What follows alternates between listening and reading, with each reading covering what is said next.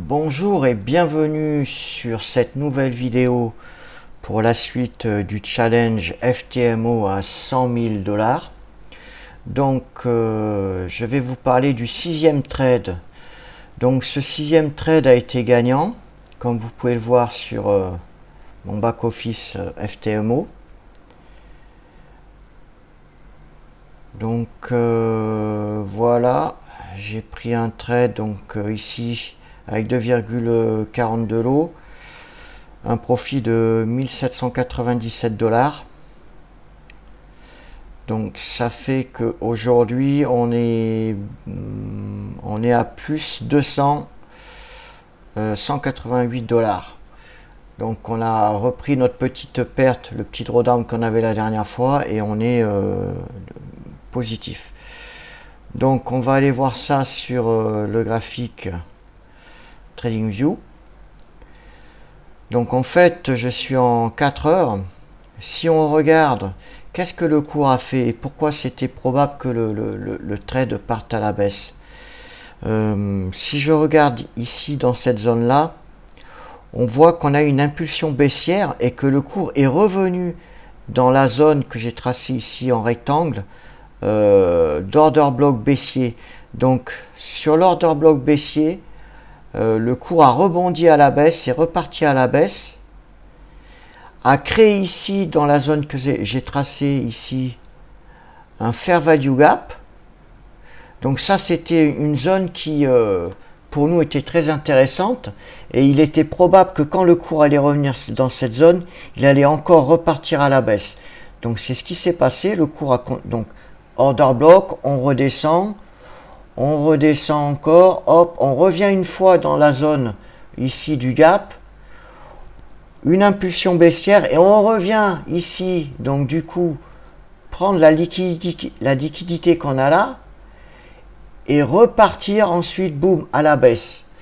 Et c'est là que je suis rentré en fait. Sur ce ici. Donc on va descendre sur 1 heure, on va mieux la voir. Voilà, 1 heure. Et en fait, moi, mon trade, je l'ai pris ici. Voilà. Donc c'est-à-dire qu'il y avait une news à cette heure-là.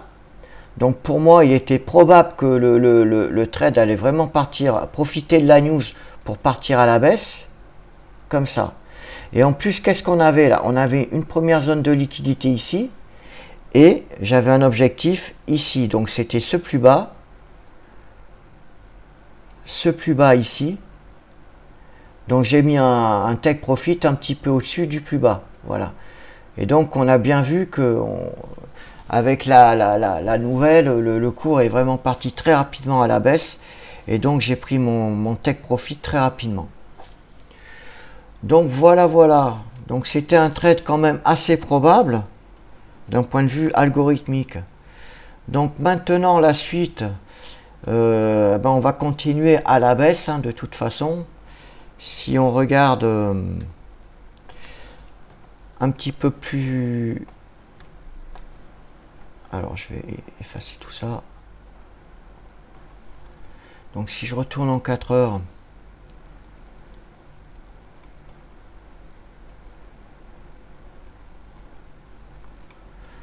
donc le cours, même en journalier, on va aller.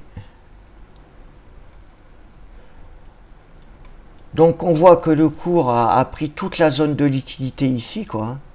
Hop là. Voilà.